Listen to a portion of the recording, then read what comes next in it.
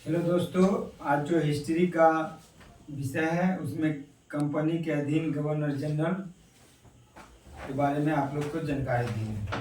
बंगाल का प्रथम governor general Robert Clive था, जिसका कार्यकाल 1757 से 1760, फिर 1765 से 1767 दो समय के लिए बना।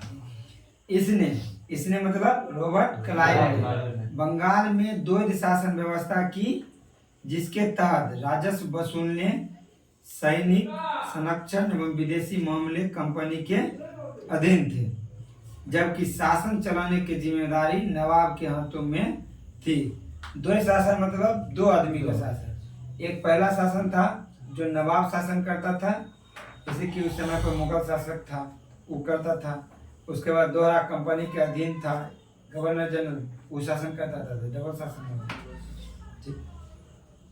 अगला, जबकि शासन चलाने की जिम्मेदारी नवाब के हाथों में थी। इसने मुगल सम्राट शाह आलम द्वितीय को इलाहाबाद की संधि 1765 के द्वारा कंपनी में मिला लिया। रॉबर्ट क्लाइव क्या किया? मुगल सम्राट शाह आलम द्वितीय को कुछ लोभ लालच देकर इलाहाबाद की संधि 1765 में कंपनी में मिला लिया।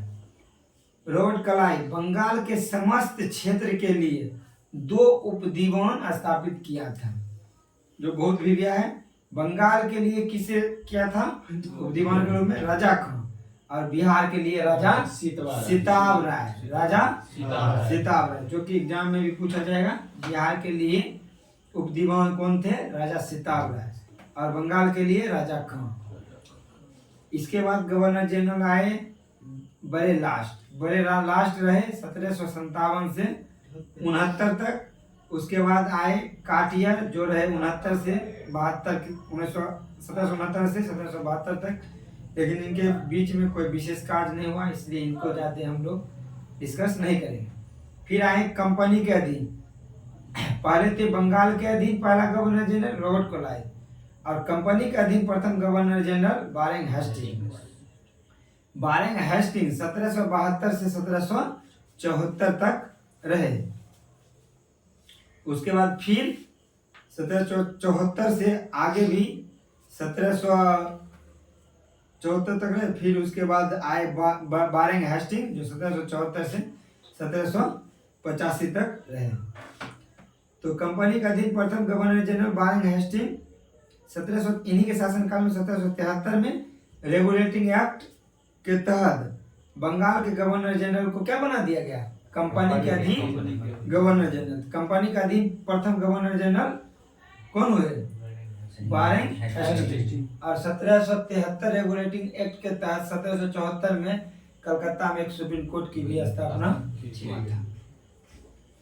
गवर्नर जनरल का कार्यकाल 5 वर्ष के निर्धारित किया गया था। गवर्नर जनरल मतलब अभी को जिस तरह से राज्यपाल होता था ना, उस समय के टाइम में गवर्नर जनरल ही था, जो कंपनी का अधीन रहता था।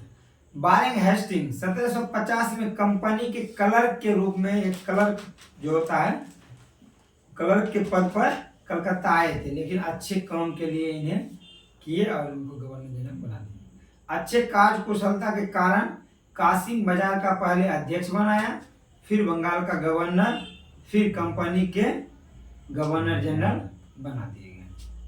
वारेन हेस्टिंग फिर दूसरा कार्यकाल का चालू हुआ 1774 से 85।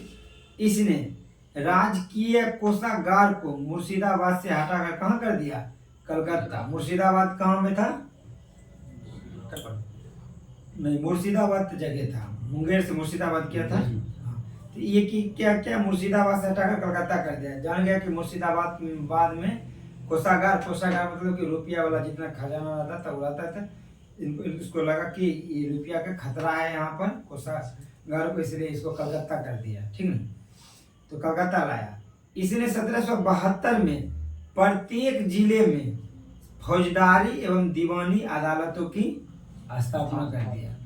कि फौजदारी मतलब हो गया कि गोली उली चलाने वाला केस, और दीवानी मतलब प्यार मोहब्बत वाला केस। दोनों के लिए अलग अलग कोर्ट की स्थापना कौन किया? Warren Hastings. ठीक, वारेन हेस्टिंग्स 1781 में मुस्लिम शिक्षा के विकास के लिए प्रथम मदरसा स्थापित किया। मदरसा में मुस्लिम उर्दू ही पढ़ाया जाता है। मदरसा प्रथम मदरसा स्थापित किया कब? 1781 में मुस्लिम लीग के लिए, मुस्लिम जाति के लिए। अब उस समय कौन गवर्नर जनरल था? बारेंग हेस्टिंग। किसने किया? तो बारेंग हेस्टिंग।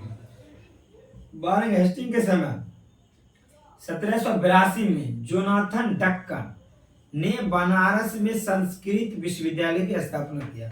पूछा जाता है खूब क्वेश्चन कि बनारस में संस्कृत विश्वविद्यालय का स्थापना किसने किया? जोनाथन डक्कन ने। किस गवर्नर जनरल की सहायता से? बारेंग हेस्टिंग की सहायता से। गीता का अंग्रेजी अनुवाद किसने किया? विलियम विल्किंस ने। किसने किया? विलियम विल्किंस ने किया। कब किया? तो 1785 में। उस समय गवर्नर जनरल कौन था? बारेंग हेस्टिंग। इसी के समय, बारेंग हेस्टिंग के समय में सर विलियम जोन्स ने 1784 में the Asiatic Society of Bengal नामक संस्था की स्थापना की। कौन? विलियम जोन्स ने 1784 में। और गवर्नर जनरल कौन था? बारेंग हेस्टिंग। बारेंग हेस्टिंग मुगल सम्राट को मिलने वाली 26 लाख पेंशन बंद कर दिया। मुगल सम्राट को मिलने वाली 26 लाख पेंशन क्या किया? बंद कर दिया बारेंग हेस्टिंग। सबसे पहले रॉबर्ट क्लाइव था जो शाह आलम द्वितीय को अपने अंदर मिलाया था और कहता था कि आपको पेंशन देंगे, हमको काम काज अच्छा से करने दीजिए। वो था बंगाल के प्रथम गवर्नर। फिर हो गया बारेंग हेस्टिंग कंपनी का दिन, तब कंपनी अपना अंदर ले लिया गवर्नर जनरल के, कंपनी का दिन प्रथम गवर्नर जनरल। तो इसने क्या किया? 26 लाख पेंशन मुगल को देना बंद कर दिया। इसी के समय पहला समाचार पत्र बंगाल गजट, पहला समाचार पत्र क्या नाम है? बंगाल गजट का प्रकाशन जेम्स अगस्ट हिक्की ने किया। कब किया? 1780 में किया। ठीक। बंगाल बारेंग हेस्टिंग के समय रेगुलेटिंग एक्ट 1773 तहत 1774 में कलकत्ता में उच्च न्यायालय की स्थापना की गई थी, जिसका क्षेत्र कलकत्ता तक ही था। जब दोनों पक्ष सहमत रहता था तभी कलकत्ता में जो सुप्रीम कोर्ट का स्थापना हुआ था, तो कलकत्ता में इसका निर्णय होता। अगर दोनों पक्ष सहमत नहीं होता तो उसका निर्णय कलकत्ता में नहीं होता। इसी के समय बंगाली ब्राह्मण नंद किशोर पर झूठा आरोप लगाकर न्यायालय में फांसी दिलवा दिया। कौन? बारेंग हेस्टिंग। ठीक। इसमें झूठा आरोप लगाकर क्या किया? फांसी दिलवा। बंगाल इसी के समय बारेंग हेस्टिंग के समय बोर्ड ऑफ रेवेन्यू की स्थापना हुई। रेवेन्यू मतलब फिर से देखता था मामला।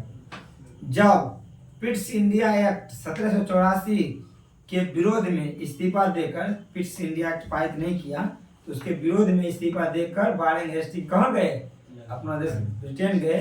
वहां पर उसको महाभियोग लगा। पहला गवर्नर जनरल बारेंग हेस्टिंग था जिसपे महाभियोग का प्रक्रिया लगा और वर्ग, व्यक्ति का नाम था वर्ग द्वारा महाभियोग लगाया गया। लेकिन सब अंग्रेजी वहां पर बड़का पदाधिकारी थे तो उसे बोला कि चलो भारत के लिए गलत काम किया, अपना लिए तो अच्छा काम किया, इसलिए उसका महाभियोग हटा दिया।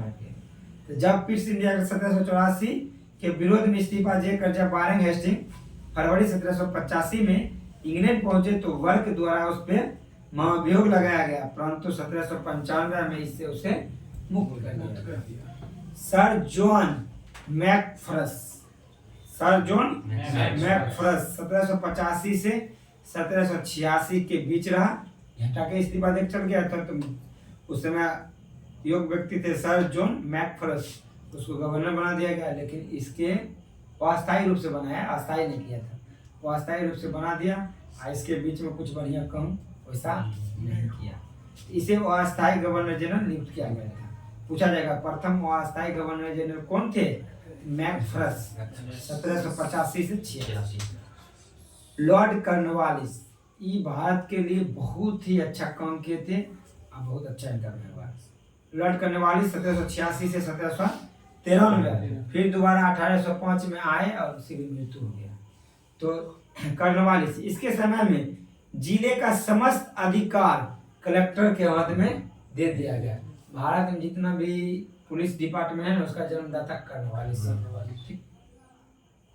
इसने भारतीय न्यायाधीशों से मुक्त जिला फौजदारी अदालतों को समाप्त कर उसके जगह 4 भ्रमण करने वाली अदालत जिनमें 3 बंगाल के लिए तथा 1 बिहार के लिए नियुक्त किए। ठीक, फौजदारी अदालत को समाप्त कर दिया। इसने 1793 में कॉर्नवालिस कोड का निर्माण करवाया जो शक्तियों के पृथक्करण सिद्धांत पर आधारित था। मतलब शक्ति के पृथक्करण मतलब अलग अलग, जैसे कि तुम्हारा काम अगर दूसरा चीज है तुम वो काम करेगा, उनका काम अलग है तो वो अपना काम करेगा। ठीक, जैसे कार्यपालिका का काम करना है, न्यायपालिका का काम न्याय करना, उसी तरह शक्ति से पृथक सिद्धांत पर आधारित था कॉर्नवालिस कोड। पुलिस कर्मचारी के वेतन में वृद्धि की, कौन की वृद्धि? कॉर्नवालिस। तथा ग्रामीण क्षेत्र में जिस जमींदार को पुलिस अधिकार प्राप्त था उससे वंचित कर दिया। जमींदार जो पुलिस को रखता था अपने घर पे, उससे वंचित, उसको पुलिस अधिकार उसका ले लिया, यानी कि उसका बॉडीगार्ड ले लिया। कंपनी के कर्मचारियों के व्यक्तिगत व्यापार पर निषेध कर दिया, मतलब प्रतिबंध लगा दिया कि जो कंपनी के अधीन काम कर रहे हैं व्यक्ति वो अपना कोई भी काम नहीं कर सकते, विशेष कोई व्यापार नहीं कर सकते। अभी भी है, जो व्यक्ति नौकरी कर रहा है वो कोई विशेष व्यापार नहीं करेगा। ठीक, यानी बिजनेस नहीं कर सकेगा। अगला, कंपनी के कर्मचारियों के व्यक्तिगत व्यापार पर निषेध कर दिया। जिला में पुलिस थाना की स्थापना कर, हर जिला में पुलिस थाना की स्थापना कर दिया और एक दरोगा का इसका इंचार्ज। अभी भी एक थाना का इंचार्ज दरोगे होता है। इसे सेवा क्षेत्र यानी पुलिस विभाग का जन्मदाता कहा जाता है। कॉर्नवालिस को पुलिस विभाग का जन्मदाता। भारतीय को सूबेदार, जमींदार, प्रशासनिक सेवा में मुंसिफ, सदर अमीन या डिप्टी कलेक्टर का ऊंचा पद नहीं दिया जाता था। छोटा छोटा पद ही भारतीय को समय दिया जाता था, ताकि अगर बड़ा बड़ा पद देता तो फिर भारतीय के लिए काम करता तो फिर अंग्रेज शासन कैसे करता, इसलिए छोटा छोटा पद दिया। डिप्टी कलेक्टर ये सब पद नहीं दिया जाता था। सूबेदार, जमींदार, प्रशासनिक सेवा बहुत हो गया। इसने 1793 में, कॉर्नवालिस ने 1793 में अस्थायी बंदोबस्त की पद्धति लागू की, जिसमें 90% कंपनी को और 10% अपने पास। अस्थायी बंदोबस्त की तरह तुम अन्न उपजाता है ना, अगर मान चलो 100 kg उपजाता तो 10% तुम रख सकता था, 90% तुमको कंपनी के अंदर बेचना पड़ेगा। ठीक, अस्थायी बंदोबस्त की योजना किसने बनाई? जॉन सोर। कौन बनाई थी? जॉन सोर, जो कि अगला गवर्नर कॉर्नवालिस के बाद इसी को गवर्नर बनाएगा, और गवर्नर जनरल था कॉर्नवालिस। योजना बनाया था जॉन सोर ने बनाई थी। इसे बंगाल, बिहार, उड़ीसा, बनारस एवं मद्रास के उत्तरी जिला में लागू किया गया था। पूछता है क्वेश्चन, अस्थायी बंदोबस्त को किस किस राज्य में लागू किया था? बंगाल, बिहार, उड़ीसा और बनारस और मद्रास के उत्तरी जिला में। इसमें जमींदार भू राजस्व की दर तय करने के लिए स्वतंत्र था। एक यह था कि भू राजस्व की दर यानी रेट जमींदार ही तय करता, बाकी अगर ये भी कंपनी तय करती तो जमींदार भूखे मरता। अगला गवर्नर जनरल हो गए कौन? जॉन सोर, जो 1793 से 1798 तक रहे। इसने हस्तक्षेप की नीति अपनाई, मतलब हस्तक्षेप नहीं करते थे, वो हस्तक्षेप करते थे। ठीक, बस ये इनमें इम्पोर्टेंट है। जॉन सोर से गवर्नर में वो हस्तक्षेप की नीति किसने अपनाई? जॉन सोर ने। इसके बाद आया गवर्नर जनरल लॉर्ड वेलेजली अपने आप को बंगाल का शेर खाता था। ठीक, बड़ा बंगाल अंग्रेज की तरफ से बड़ा ताकतवर इंसान था। ये रहे 1758 से 1905, 1805 तक, 1798 से 1805। इसने सहायक संधि की पद्धति शुरू की।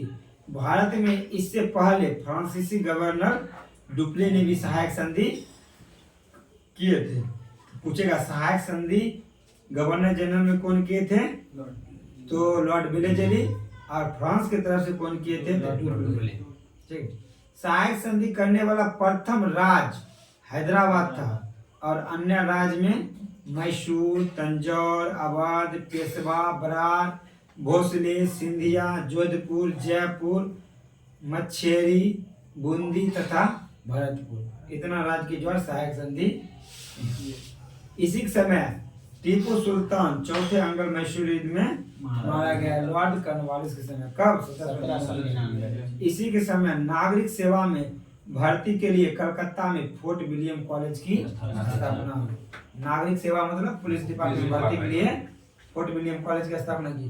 पूछा जाता है क्वेश्चन, फोर्ट विलियम कॉलेज की स्थापना कब हुआ?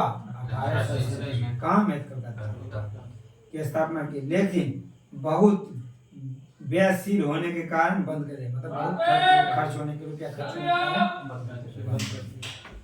प्रशिक्षण के महत्व को समझते हुए 1806 में इंग्लैंड की जगह हेलीबरी था, हेलीबरी ईस्ट कॉलेज में नागरिक सेवा में भर्ती युवकों को प्रशिक्षण वहां पे शुरू किया। कहाँ पर? इंग्लैंड के हेलीबरी ईस्ट कॉलेज में। ठीक। और यह स्वयं को बंगाल का शेर कहता था। सोचा इंग्लैंड में खोलेंगे तो वहाँ का बच्चा विकास करेगा, भारत में है तो करेगा, इसलिए इसको बंद करें। लॉर्ड कॉर्नवालिस का दूसरा कार्यकाल 1805 में शुरू हुआ, परंतु उनका शीघ्र ही मृत्यु हो गई। फिर गवर्नर जनरल आए सर जॉर्ज बारलो। 1805 से 1807, 2 साल के लिए। 1806 में बेल्लौर में हुई सिपाही विद्रोह की घटना इनके समय में महत्वपूर्ण शासन था। सबसे पहले सिपाही विद्रोह हुए थे बेल्लौर में, 1857 में तो महत्वपूर्ण है, चर्चा प्रचलित है, लेकिन 1806 में बेल्लौर में हुए सिपाही विद्रोह की घटना जॉर्ज बारलो के समय में हुई थी, ये भी महत्वपूर्ण है। उसके बाद गवर्नर जनरल आए लॉर्ड मिंटो प्रथम 1807 से 1813। इसके शासन काल में, लॉर्ड मिंटो प्रथम के शासन काल में अमृतसर की संधि हुई। कब हुई? 25 अप्रैल 1809 को चार्ल्स मेटकॉक और रंजीत सिंह के बीच, जिसके नाम पर रंजीत ट्रॉफी बीच हुआ। इसी के समय चार्टर एक्ट 1813 पास हुआ। इसी के साथ आज का क्लास समाप्त होता है। अगर आप लोग को अच्छा लगे तो मेरे चैनल को सब्सक्राइब और वीडियो को लाइक जरूर करें। धन्यवाद।